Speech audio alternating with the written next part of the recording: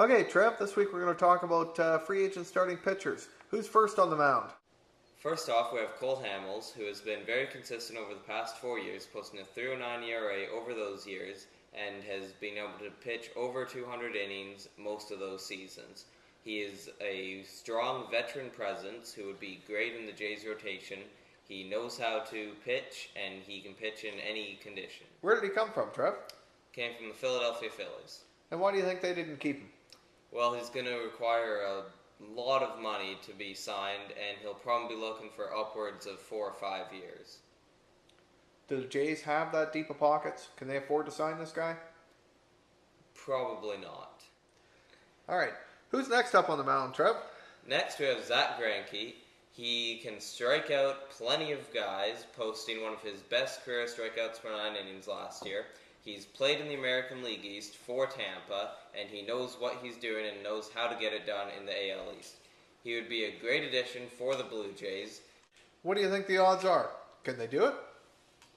I don't think they'll be able to sign him because he's a first-tier free agent, and I don't think they're looking to spend that much money, so I think they'll be going after guys who can be a 2 or 3 starter. I don't think they'll be going the free agent route for an ace. All right. Well, who have we got that they could actually afford? Well, we have Sean Markham, who did pitch for the Blue Jays. He was traded for Brett Lawrie 2 years ago. He said that he is willing to come back to Toronto. He's a solid pitcher. He'll pitch you 200 innings a season. He'll get you 10-plus wins, and he knows how to pitch in the AL East. All right. He sounds good. Who else we got? We also have Gavin Floyd. He's a veteran and has been very consistent over his whole career.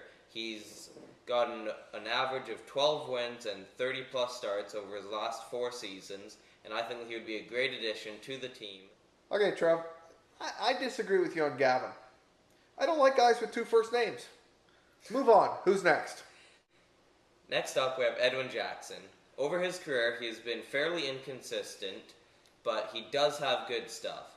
The only thing is that the Blue Jays would not be able to count on him for the big outs or the big games when they need him. I don't think they should go for him because he will demand a fairly large contract, which I don't think he is worth it. Next up, we have Kyle Lohse. He's a veteran at 34 years old, and he has gotten his stuff together over his last 2 seasons, posting his 2 best career numbers. So he's just coming into his own at 34.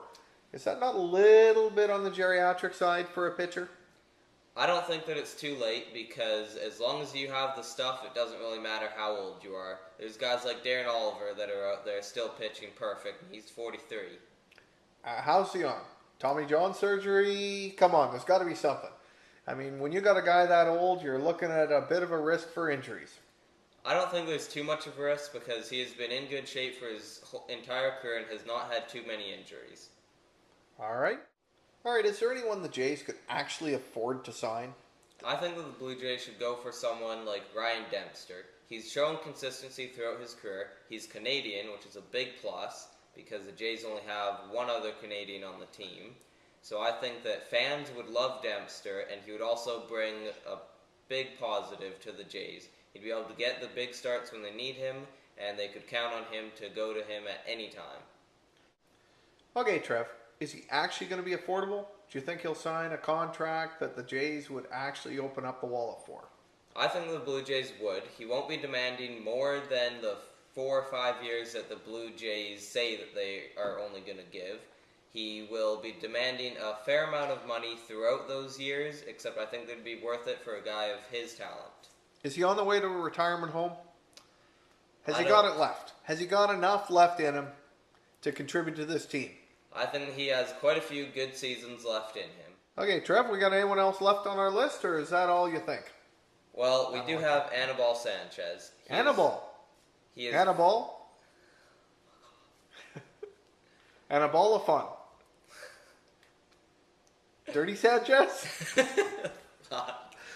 Oh, Christ. What is a Dirty Sanchez, Trev? I'm not going there. All right, Anibal Sanchez. Anibal Sanchez would be a great addition to the Blue Jays. He has been inconsistent throughout his career, but he's starting to put it together with Detroit at the end of this season, and he did pitch very well in the playoffs. I think that he would demand more than what he is worth, except every free agent does. I think the Blue Jays should open up their wallets and spend the cash on him. All right, well, that concludes another week of Trevor's Jays Report. We'll see you next week.